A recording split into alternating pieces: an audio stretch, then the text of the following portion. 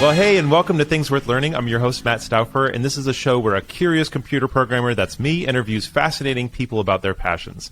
My guest today is Karl Ostroski, husband, father, gardener, yogi, and consultant. And when I first asked him this list, for some reason, he probably said baker, and I thought I heard bacon gardener, and I got really excited about that idea. So I'm just going to project that onto you. We got bacon gardener as well. So Karl, other than your bacon gardening, could you tell the audience a little bit about yourself, whether it's your personal or professional life? Yeah, sure. Happy to be here. Thanks for having me. On the professional side, I'm an IT consultant. It's the term we use in my company is called a solution owner. So if you know IT, it's kind of a mix of like a product owner, a scrum master, a project manager, and like 5 other things that you do in consulting and delivering IT programs. So that's something I really enjoy doing. On the personal side, I live in the great city of Chicago. 20% of the world's freshwater supply is in the Great Lakes. So in an era of climate change, that's good for me. Our water has no salt and no sharks. So I just want to put that out there for those who are listening outside the Midwest. I think there's such a thing as a freshwater shark, though, but I bet you they're not in the Great Lakes. Now I have to Google that. Freshwater shark. It's the type of thing that I feel like, I don't know if you listen to podcasts with your kids, but my kids listen to Wow in the World all the time, and I bet you I've learned about it. Yes, they exist. I wonder if they're in the Great Lakes. That's a good question. Okay. Even if they are, I'm not worried about them. Yeah, I mean, sure. The pitch still exists. I'm just curious. Yeah. So I'm married 16 years this month. Have 2 young kids who are both 8 years old. So twins household, and they enjoy, what do they enjoy right now? They enjoy Roblox and Minecraft and swim lessons and bike riding. They can both bike without their training wheels right now, which is a big thing for us. That's awesome. It's exciting. Exciting times in our house. I love that. So you know that the first question we ask is going directly to you, so sorry to put the pressure on you, but let's do it. Do you have any sort of life mantra, phrase, or idea you try to live your life by? Yeah, so Andy Jassy from Amazon Web Services, well now I guess Amazon,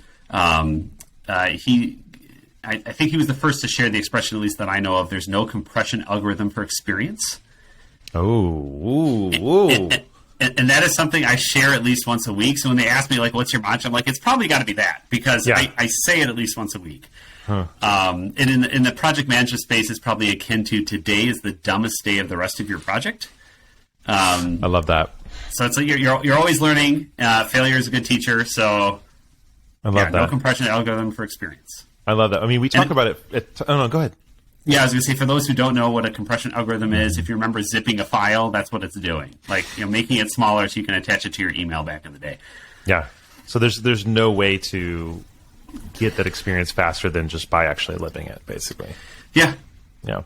There's a phrase we use at Titan all the time when talking to clients in the initial engagement is, we'll never know less about your project than we do today. So it's like the converse or whatever of the one that you're saying. And I love that, because we have these ideas in project management and consultancy and stuff like that. Like, we'll do all this upfront planning.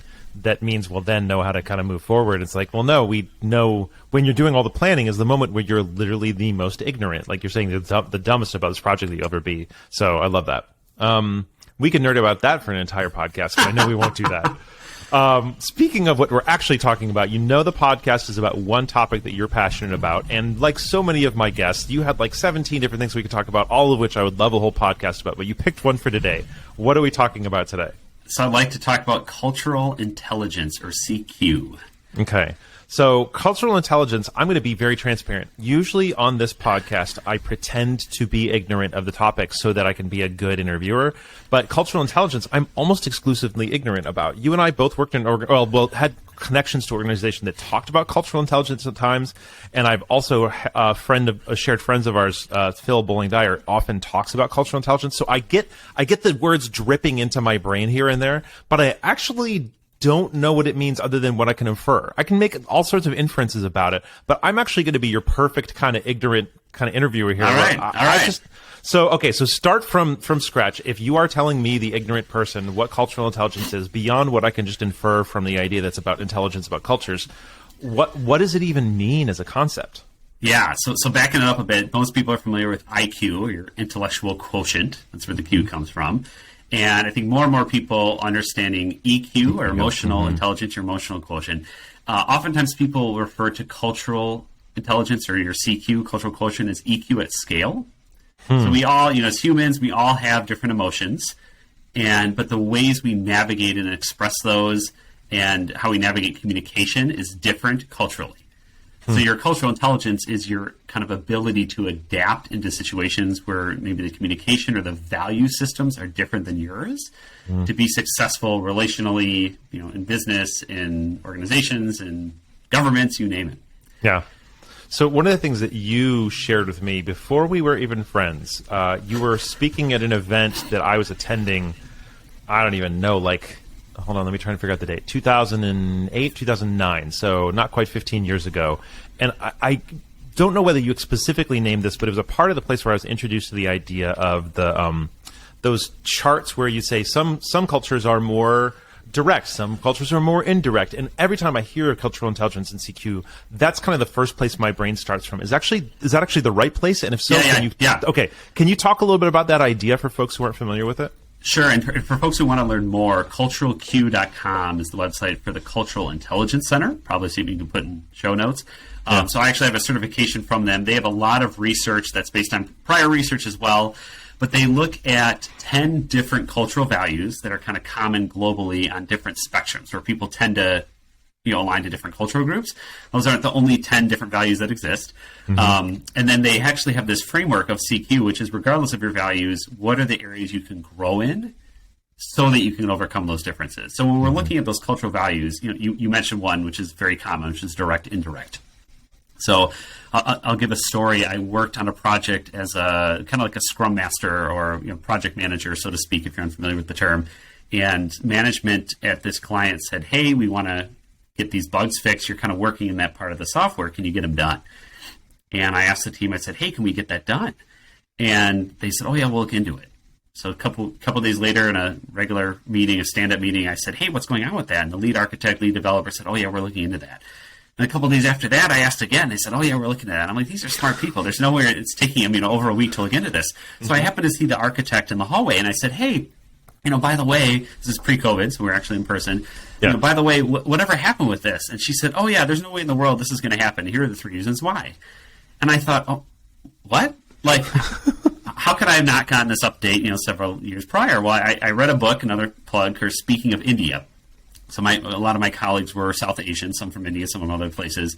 And in that part of the world, indirect communication is more valuable. So you wouldn't want to ruin or disrupt the harmony of relationship by telling someone in authority, especially publicly, that you can't do something, even if it's true. Yeah. So they might even say, yes, we can do that. And then they're going to indirectly talk about how they're delaying their wedding and their kids are sick and, kind of all these 5 other things that are happening. And you're supposed to get that, okay, their yes is not really a yes. They're just trying to help you save face. Yeah. And I was pretty clueless at the time.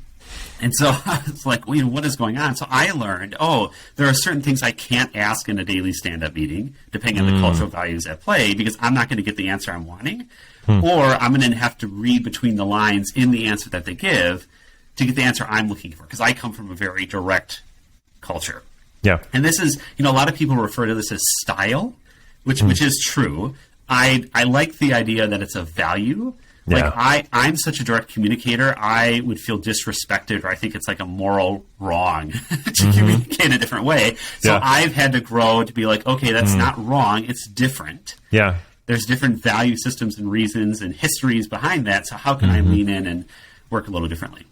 I love that. I had an experience where I was in college and I was spending a lot of my time around Black and Latin folks who had a much more, and it wasn't just direct, it was a lot of other things, but it was a much, in several of these kind of things, direct versus indirect and other ones, I was feeling like I was very indirect compared to them. And I was a few other things. And then I read a few books from East Asian folks about their life living around a whole bunch of white people, and it was the same power dynamic difference where I was spending a lot of time around people who were much more direct than me, and these folks writing these books were spending a lot of time around people who were much more direct than them. And that was one of the first moments where I was like, oh, I not only can understand how it might feel for them, but because I'm not in an extreme, I'm actually in a place where there are people more and less direct than me, or more and less whatever else than me. I can now empathize, having experienced being on both sides. It was really, really helpful for me.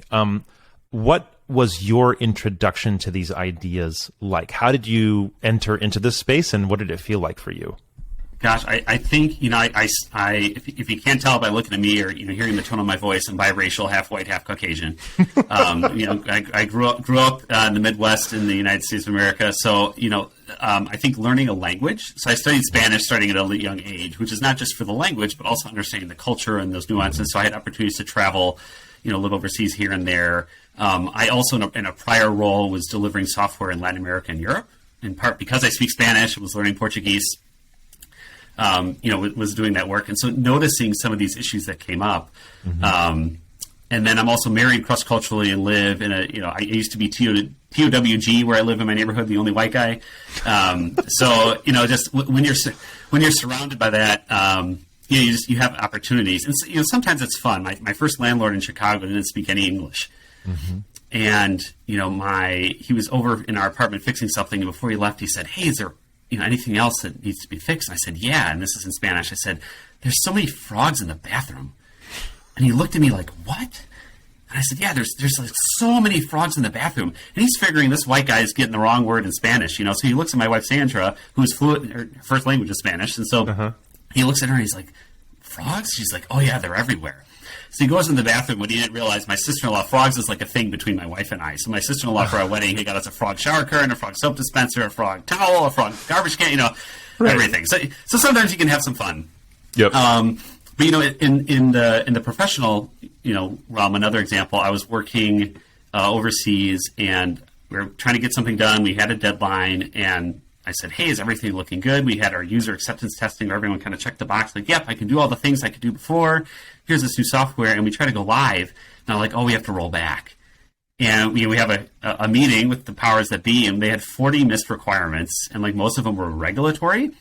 And this is a medical waste company, so we're a regulatory industry. Like we thrive on making sure we do the right thing. Yeah. And so what I realized is that there's another value, for instance, is power distance. So they were not going to tell me that they couldn't, that we hadn't achieved it, especially when their boss was in the room, my boss was in the room, etc. So here they're saying, yes, everything's fine. And it is not fine, Matt. It is not fine at all. Not at all, yeah. So we had to say, okay, what are the requirements? How do we, what is our new testing plan? And we kind of, it forced the issue. And I realized, okay, yes, they could have, said, yes, these 40 things are missing, but they weren't able to because of those some other cultural nuances going around. So I needed to lean in and ask different questions, ask things a different way, make some assumptions, but what they're not saying, etc., to get to the answer that my boss, who's also half white, half Caucasian like me, is trying to answer. Yeah, that's super helpful. And one of the things I really appreciate is that a lot of times people talk about these cultural dynamics and cross-cultural competency. It's pitched purely as an interpersonal, relational thing, right? And you have given so many examples from a business perspective. And of course, you're working in international business. So a lot of people say, well, my small company is only people from my little small town or something like that. But, people who are not like me exist in every area around me, even if it's in the little narrow niche or whatever. So I love the idea of this kind of making us more capable in our interpersonal relationships, but also in, I don't know what you'd call them, but like landlord relationships. It's a business relationship in your personal life, and they've got business relationships in your business life. So do you feel like, as you're making the pitch, that people should work on becoming more culturally competent, it's something that people have to be persuaded of? Or do you feel like most people these days are aware that this is a need in the first place? To use my phrase, there's no compression algorithm for experience. So you usually, I'd say the folks that are interested in this generally are self-selecting, and it's usually because there's been some kind of disruption, either in their personal or professional life, whether it's I'm working, with folks in a different country in the first time, or, I'm now dating somebody, married to somebody, cross-culturally different from me. And I just want to put it out there, like, I say this when I do some of the training that we do and work and elsewhere, like, you might come from a cultural background, but you don't align to those cultural values. And that's okay. There's no need for an ethnic identity crisis. Like, we are a composite of multiple different influences and factors. But also, people who don't have high cultural intelligence might assume the cultural values of whatever ethnic cultural group you come from onto you, even though you're different. So being aware of those things is still important, even if you don't align to them. So I think there is that disruption, and there is that kind of pain point, or you realize, wait a minute, my normal tools of sales or project management or healthcare or whatever it is aren't working right. Yeah. And so it matters. I anecdotally know the story of a hospital that was building a new waiting area kind of for their ER triage room. And they had assumed, there's going to be one person and whoever's, bringing them to the hospital. Right. And they're like, do you realize that based on the three dominant cultural groups, mostly recent immigrant cultural groups, you should expect 6 to 1. Yeah. So are you building for the neighborhood that you're in? Not, That's really helpful. Yeah. And so this touches on so many different areas, and they're not just areas that come down to you should be more, I hate to be really judgmental here, but I think a lot of people who reject these ideas there's often the whole "you're in America, learn American" kind of vibe, right? And of course, that's the most extreme kind of negative perspective that people have. But often when I've been in spaces where I'm trying to encourage people to kind of learn cross-cultural values, for example, I was working with a pastor and I was like, "Hey, you have this largely non-white church. How can we be doing this?" He's like, "Yeah, but that group you're talking about, they're only 10%, so they'll just learn our songs, right? They're only this, that, the other." And I know that that's something that you and your family have personal experience with. If you were to make the pitch to someone who's open-minded but has not come to that practical experience, they have not had that pain point, but they're open to listen to Karl Ostroski, man on the radio, making a pitch to them, is there an easy way to make a pitch for the value of investing in cross-cultural intelligence? Yeah, I think if you can relate it to something personal that they can relate to and understand, to see the value of it. Mm-hmm. I remember a pastor talking to somebody on an airplane, just chumming it up, and he was kind of like, "Yeah, I don't want the spiritual life. That's just not for me. I have what I have. I'm a business owner. I have finances. I have a great family." And the pastor said, "Well, a guy like you sounds like you'd always want more. Don't you want more?" And he's like, okay, I'll listen. So, looking for what is that more that folks would want. I eat a paleo diet, a topic for another time. But it's essentially it's like the opposite of a vegan. I can't have any grains, legumes, beans, dairy, soy, so many things I can't eat. Yeah. And there was one time I was with my wife. We were visiting some folks in California before some family get together in the holidays. And I didn't know most of these people. They're colleagues and friends of hers. And I went to someone's house early in the morning, and she's like, "Oh, by the way, would you like any of the paleo food I made for you?" And I feel that experience still, even just telling you, because no one has ever said that to me before. Hey, we made everything compliant to your dietary needs. I felt so welcomed, such hospitality, such oh my gosh, I could let my hair down or up if that's the way it naturally goes. Or I'm bald, so you can't tell. The irony is, my grandfather discovered Rogaine. That's a topic for another time. But fascinating stuff. Wow. Okay. Yeah. But so I felt so welcome. So someone can understand making a meal or setting a table for them with stuff that they enjoy, their favorite foods, whatever it is. Wouldn't you want to be able to do that for somebody else? I love that. And we've seen in organizations, because some colleagues of mine, Alice Leong, a little shout out to her. She and I do a lot of CQ training together. She's awesome. For instance, if you're in an organization and you're wanting to be inclusive of others, and you say, hey, we have this goal, we have this intention.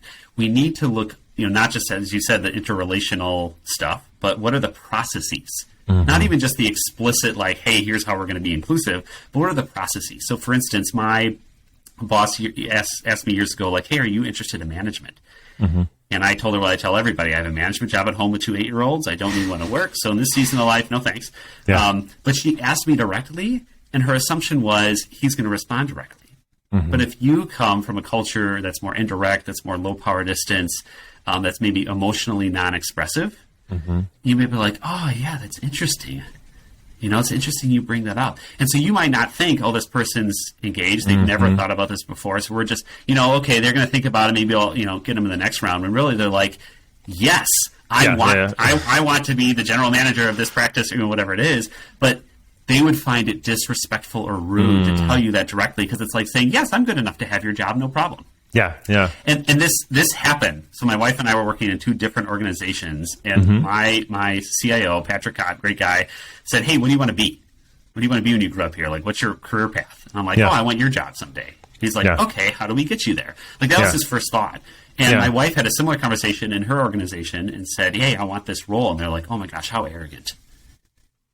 Wow. And exact same conversations, exact same intention on the inside, but how it's communicated and how it's received, differs based on those culture values. So there's things we're missing, and there's potentially people who are great in leadership who are missing just because the way we invite them or don't invite them because they're waiting on an invitation is impacting them. Yeah, we have that at a small level.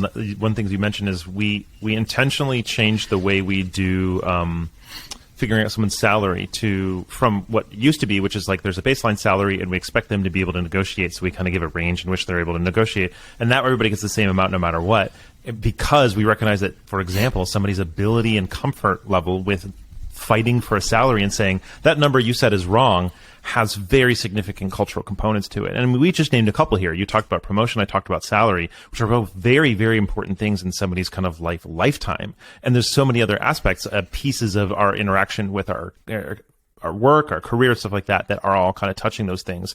So I think it really makes sense from someone who wants to lead, someone who wants to help run their company well, or whatever else, to be able to understand that there's people who are potentially working for them or who are working for them. It's helpful to know these things.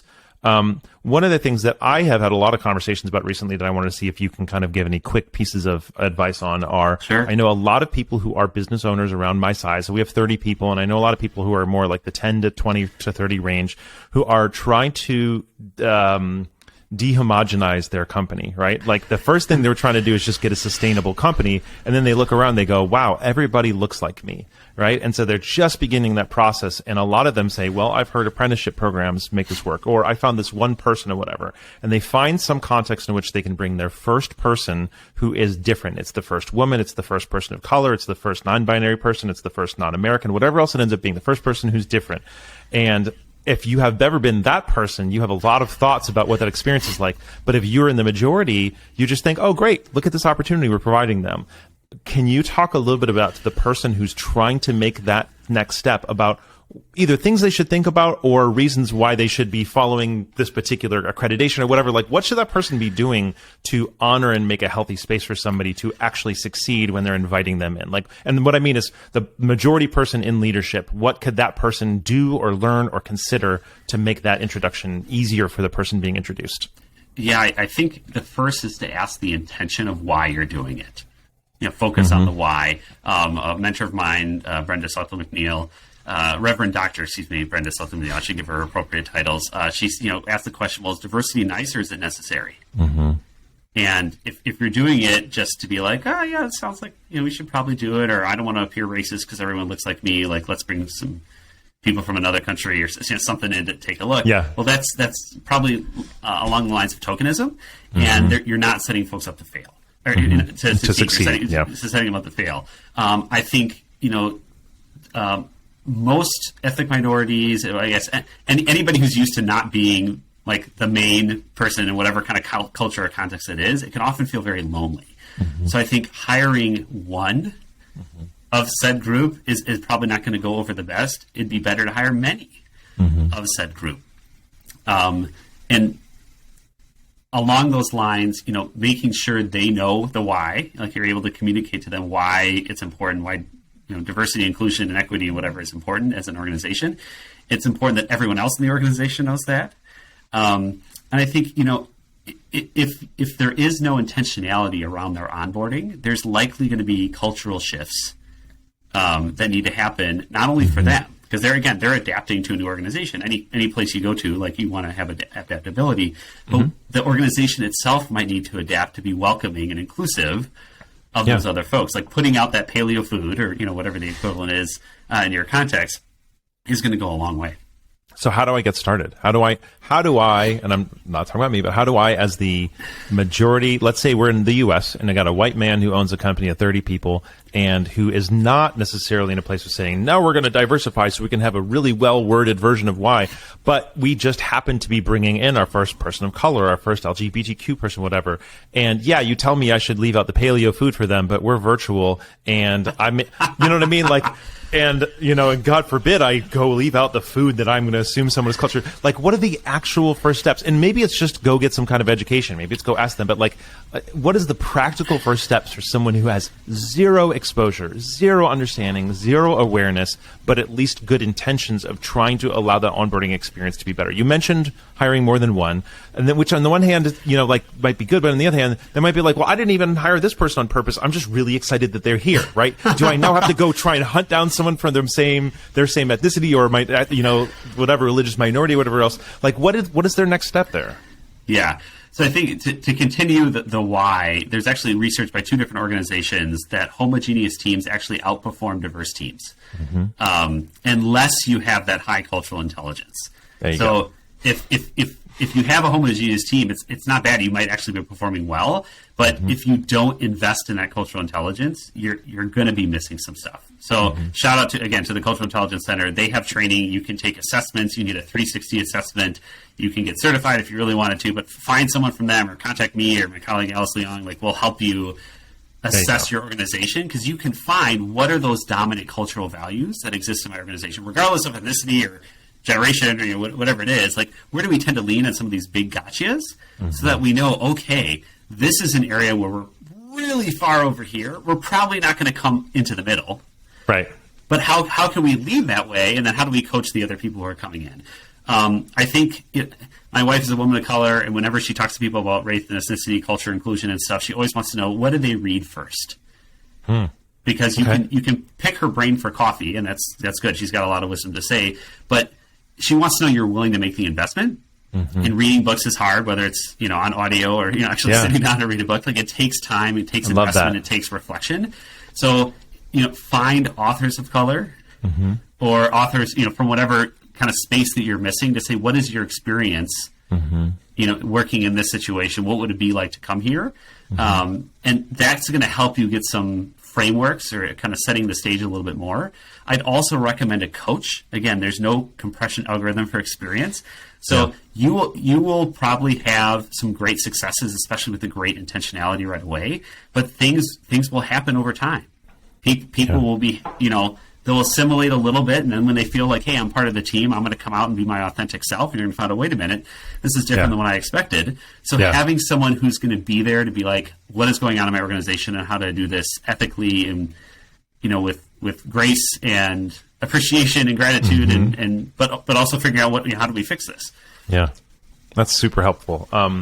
I really think that there was a really helpful set of things for someone who's in that business owner perspective. And I know I'm pushing hard on that one, but I feel like that's the most common space I get people asking this question. But let's back out from that a little bit. I pushed you really hard down that road. So let's step back a little bit and say, if you want, because you asked about the audience of the podcast, and we've got people from all different walks of life, and not all of them are even in tech. Not all of them are even running businesses. So if there was one nugget of information you wanted people to walk away with, or one change you'd want them to consider making, or anything like that, what is the most broadly considerable teaching, training, education, shift of perspective, whatever, that would be best for the entire audience of this podcast to walk away with from your knowledge about cultural intelligence? Yeah, I actually want to draw on something I learned as a foster parent, because something they asked for.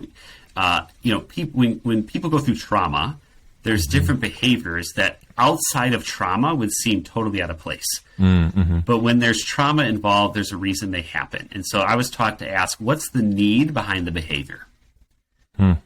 So you're observing something. Obviously, it's there. You're seeing it. There's a behavior. What's the need behind it? Because we might assume an intention behind it, but asking what's the need puts us into a place of helping to perhaps provide that need and maybe changing ourselves to meet that need.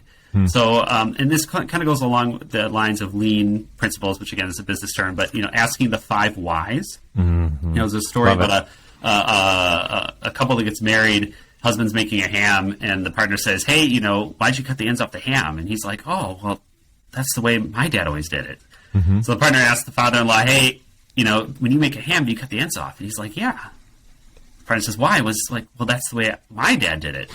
So his partner, newly married partner, goes to the grandfather-in-law at a holiday or something like that and says, hey, when you make a ham, do you cut the ends off a ham? And he says, oh, yeah, almost always. And the partner says, well, why do you do that? And the grandfather-in-law says, well, my favorite pan's really small. And so, you ask those whys. Sorry, maybe I need a minute for Matt to catch. I love that. No, you're good. I just love it so much. So asking those whys, like, they didn't really answer my question.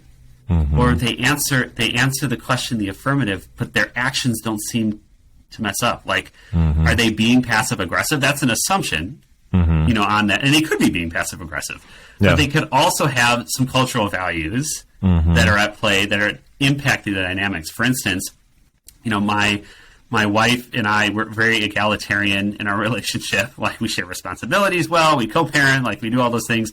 But she grew up with a family who her father would say, "Do we not have any forks?" if there were no forks on the table. And the cultural expectation was for her mother to go and get those forks. So when we first got married, she wouldn't start eating until she saw I had my first bite, because then it knew I was ready and that her job was done.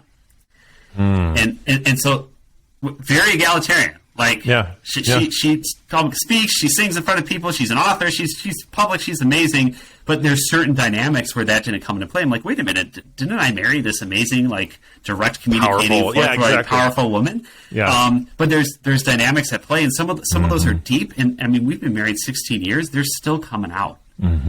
That's wild. I love it. Like, there's still stuff in our relationship, and that's probably more pronounced because we're married cross-culturally. But anybody, depending on your family of origin or region of the world, generation, whatever, there's different values at play.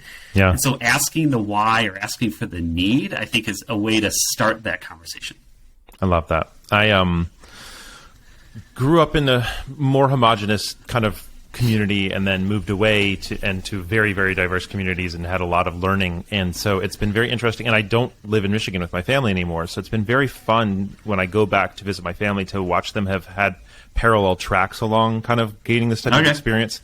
And my father worked in an international business, very similar to what you do. And I would hear him, not having had the type of education and amazing experiences that I was able to have, being dumped into these cross-cultural contexts where people are talking about it actively. And I would hear him figuring out on his own, like, oh yeah, well, I was dealing with this one guy who's from this one place, and I understand that he values this more. And so I was able to intuit from that maybe he values this more. And a second time I said, hey, would it be better if I did this? And I just did it. And I had freaking goosebumps, because I remember how meaningful it was for me watching him learn these things. And I'm saying this because at this point, he was probably in his 50s or 60s. Just like you said, we're 16 years into marriage and we're still figuring this out. It's so encouraging that it's not one of those, like, I took a class, I went to the culturalq.com, I figured it out, and then I got it right after that. It's like, no, we're figuring this stuff out lifetime as we go. Yes, and I do training in cultural intelligence, and I make mistakes with my colleague who does training in cultural intelligence with me. I love that. Who has different cultural values. So it's like, I tend to move fast. I tend to assume trust. Like, there's a lot of things that are just innately about me, which are great tools in certain settings, but they need to be toned down or modified or adjusted or thrown out altogether in different contexts. And it takes a while to build a new track in your brain to go a different way. Yeah. I wanted to step back to one of the things that you said earlier, where I was asking, what does it look like for an individual person to kind of like gain this type of experience? And one of the things you mentioned was your wife talks about what do they read. And one of the things that I've often said to people is just go look at who you follow on Twitter. Go look at who you follow in other consuming, because one of the things that's been wild to me is just the ways that the music I listen to, the books I read, the people I follow on Twitter, how much it informs my general way of understanding how those people approach the world, which then influences how I approach the world. And one of the things we've discovered as we run Titan together is Dan and I have different sets of influences. We're both white guys from the Midwest, middle-class white guys from the Midwest, but we have different cultural influences even today. And the ways that I have been shaped, not just me, like you people think like, oh, our team is better because we have people with different backgrounds. Well, Dan and I have the same background, but we're still continuing to consume and interact with people from different spaces. So we each bring learnings that we learned in our countercultural experiences there to our space that makes us functioning in running the company better. So I think it's really cool that, yeah, okay, go learn all that stuff because it's going to help you interact with those folks better, but it also changes how you do the things you're doing. And one of the things I was curious about for you is, as you think about it, I mean, obviously one of the things is you can find diverse voices in whatever niche you care about, but are there any broader resources where you'd say, this is a book everybody should read, this is a show everybody should watch, or is it all more contextualized?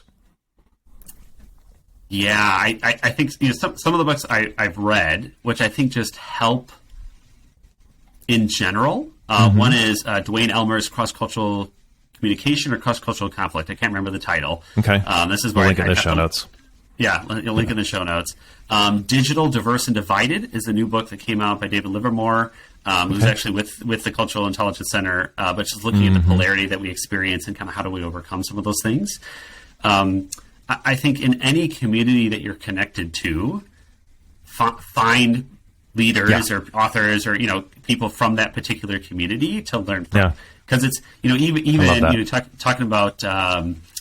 A friend of mine started an organization called Loving Asian America. It's got products just talking about being Asian American is awesome. You should love it. But it's different if you're Pakistani versus Indian versus Chinese versus Japanese versus Korean, and it depends on what generation based on where you live. Did you immigrate? Did your parents immigrate? Did your grandparents immigrate? Like, there's all these different nuances of how that plays out. So starting with one community will give you some grounding to compare against your own. And then from there, it's like, oh, well, how does this differ from this community? This is this community, this community. I love that. That's so helpful. I want to talk to you this for another 3 hours, but I know we need to start wrapping up. So before I get to my last question that I ask everybody, is there any more aspects of the cultural intelligence topic that we didn't get to today you want to make sure we cover? Yeah, I think just you have to be willing to fail. One of the aspects, like whatever your values are, how do you grow CQ? One of the quadrants is CQ drive. Like, how do you increase your drive? And that could be intrinsically, like, I just love everything different and I'm always looking out for it. I'm just interested. It could be extrinsic interest. So maybe I wouldn't normally do this, but hey, I realize I'm trying to sell to a population that doesn't match my cultural values. Like, how do I learn about this culture to sell to them if you're in business? But the third kind of subquadrant is self-efficacy, like your ability to kind of put yourself out there.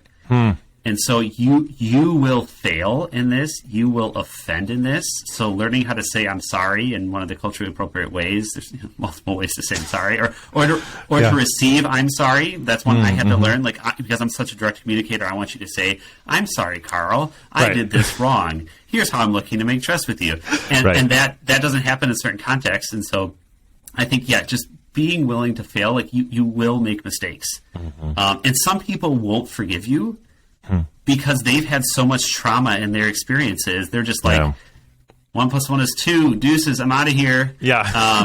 And that's okay. That doesn't mean you're an awful, person, need to go bury yourself in the ground and, come back reincarnated as a tree that causes more joy in the world or something. Like, it just, we all got stuff we're coming from. Our opportunities to learn from our failures to grow and move forward. Yeah. I love that. And I really appreciate you sharing that, because I don't know if I've ever been as miserable, I'm going to go jump off a cliff because I just completely screwed this up, than when I have completely failed at an attempt to be to do the right thing in a cross-cultural context where I knew I was out of my depth. And I literally very specific examples popped in my head where, after having done something wrong at in this particular one, it was at a conference in a primarily black space. I was one of the only white people there. I was asked to do something, and I did it in a way that I thought was what I'd been asked to, but missed an aspect of the cultural context that, even though they asked me to do it, I shouldn't have done it, and it should have overridden it. I just didn't know that. And I was like, all right, I'm just never going to leave my house ever again in my life. And I just went and buried myself into my bed at the conference center for a little while. And granted, eventually I was both given so much grace and learned to apologize. But I don't know if I've ever felt as awful as I did in that moment. Of just like, I did everything wrong. I screwed everything up. And so I wish that I had you just say what you just said to me, because I feel like the grace I would have given myself had I heard somebody saying that would have been so much higher. So I really, really, really appreciate you sharing that. Thanks, man. I'm glad. Okay, last question for you. What insight or support did you either receive or did you need when you were younger you hope more people will give to others today? I think that I learned from my therapy, or spiritual direction, whatever you do, what comes to mind when you ask yourself these questions. So I asked this question. This thing keeps coming up. I remember, I was really into origami as a kid. Okay. I just thought it was cool, and it lasted 6 months. So I do not still do this today. As kids want to do, right? Sure. But I was never that into sports. My dad was like, "Come on, throw the ball around with me. Let's play basketball too." And my other two brothers were like, "Yeah, let's go do it." And I'm like, "Come on, I want to do origami." My dad never did origami with me. And like, so that's something that stuck out. And I wasn't traumatized by it, you know, or anything. Like, I went to a pumpkin farm with my dad the other day. Like, we're fine. Yeah. But the just leaning into what your kids want to do. You know, there's a saying that I know from my faith context, you know, raise up a child in the way they should go. And I heard it from a pastor in Texas say, it doesn't say the way you want them to go. Oh my God. It says train them up in the way they should go, and given their personality, their wiring, their gifting. Wow. How can you invest in them in the way they should go? So I don't think I was ever meant to be an origami master. But I think if there's one thing I wish is like, if he would have sat down with me and done this even just once, it'd be like, he'd be validating kind of what I'm interested into. So I think, that's something. And being a foster parent, you know, because you have someone who has totally physiologically different wiring than you do. Like, how can you lean into what they want to do differently so that they feel validated and encouraged. I say this all the time, but this podcast is therapy for me, man. I don't even do it on purpose, but every single time I bring in these incredible people that say things, and I'm like, well, I'm gonna talk about that in therapy next week. Thanks, Karl. Well, man. So I mean, what other time do you sit down and talk about your feelings outside of podcast and therapy? Like, that's fair enough. Yeah. Well, the only main other time is one-on-ones with my employees, which I often say, this one-on-one was like therapy. Please send me a bill afterwards. So you're right. You don't get the chance to do this often enough. And for Matt, for me, it takes a while. I was meeting with my scripture director, and she's like, Karl, how are you doing? And I went on for like 20 minutes, and she's like, yeah, Karl, you didn't use any feelings words. That's me every time. Oh, my God. My therapist is going to listen to this podcast and be like, okay, I know why you two are friends. She has a little feelings wheel that she makes me print out so I can point to where I am in the feelings wheel. She's like, you told me all these heady academic things and didn't tell me about your freaking feelings. Matt, there are 3 feelings: happy, sad, and angry. That's about all I got. It takes it takes the digger to like dig up the rocks and the dirt to be like, there's a unique feeling right here that happened. Yeah. No, but I am very grateful to have people and spaces where we can actually be open about this stuff. So thank you so much for sharing that. And I love that you were willing to share the origami thing because, like you said, it's what popped in your mind. You don't want your dad to feel bad. You didn't think that everybody should go do origami, but you're just like, you know what? This there's a reason this popped in my head and we're going to run with it. And it was very meaningful. So thank you. You're welcome.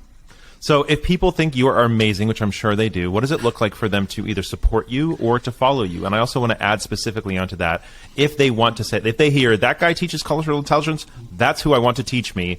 Additionally, in terms of the rest of this question, how do they go reach out to you for that? Sure. So Karl with a K, Ostroski. You have to look at the notes for spell it. You know, I used to be Polish. They have Polish remover in the health and beauty aisle at the grocery store. So you stick your fingers in it. Dork. And you're ethnicity free. So Karl Ostroski, I'm on LinkedIn and Twitter, probably most actively. You can find me on there, ping me and just say, hey, I'm interested in this. How do I go about doing this? Happy to talk to you more, your organization, or just you personally, like whatever. Let's make it work. And if you want to support me, so I'm trying to figure out like how can I contribute to the world of business and kind of the public sphere. So I do a thing called Feedback Fridays, where I just encourage people to give each other feedback on a Friday. And then I tag a bunch of my friends on LinkedIn and be like, okay, today I'm tagging you. Go give somebody feedback. So if it's Friday, give someone feedback. That'll support me. I love that. I realized that even though I sent you a thing where it says, how do you pronounce your name phonetically? And you wrote it out, Ostroski. I've been saying Ostroski, my entire knowing you for like over a decade. So I'm sorry about that. I'm going to get it right. Thank you for gently correcting. And I will say that's how I pronounce it, but there are the family legend is that when all the Ostroskis arrived from Poland, whatever immigration status they came to, all the kids went to different grades in school, and so the teacher wrote their name how they thought it sounded. So mine doesn't have a W, other Ostroskis have the W. Some have a Y at the end, some have an I at the end. So some of it might be like an origin, like we intentionally spell it differently in this region of Poland. Yeah.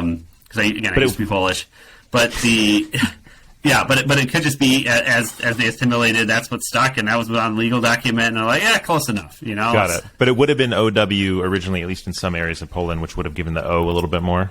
No, Ostrowski. So Ostrowski. Interesting. So okay. Ostrowski.